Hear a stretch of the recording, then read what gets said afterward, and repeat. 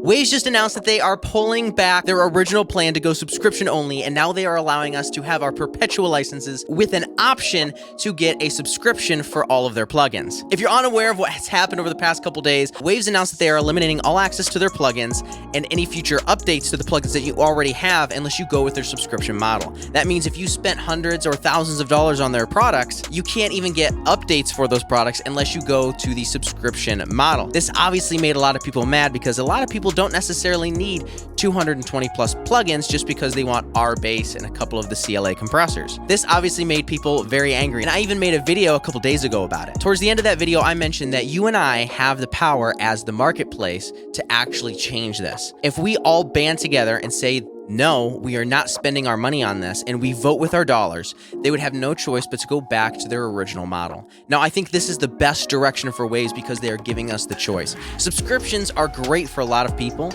but they're also problematic for others.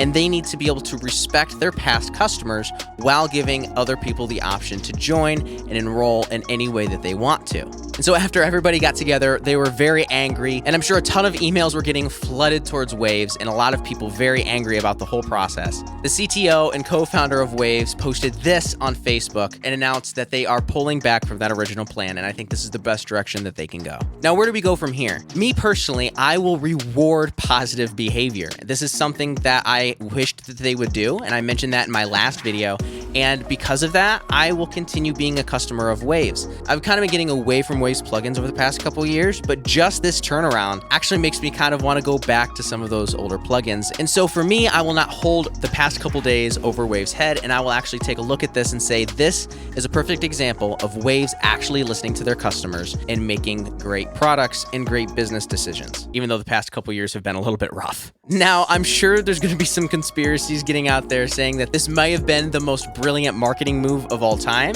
Everybody talks about Waves, and they're getting a ton of free publicity, like myself. But I don't think that this was actually what happened. I think that they just didn't listen to their audience, and they had no idea what their customers actually wanted, and they just followed a business model that is working well for other plugin companies. But the thing that they missed out on is other plugin companies still give you the option to subscribe or buy those plugins outright, like Slate Digital and UA. Giving people the choice is never a bad thing, and eliminating that choice will alienate a significant portion of your audience. My good friend Alex over at Audio Edges said this perfectly. He said, the decision to go subscription only was going to alienate all hobbyist producers. And the problem with alienating all hobbyist producers is that hobbyists eventually become professionals.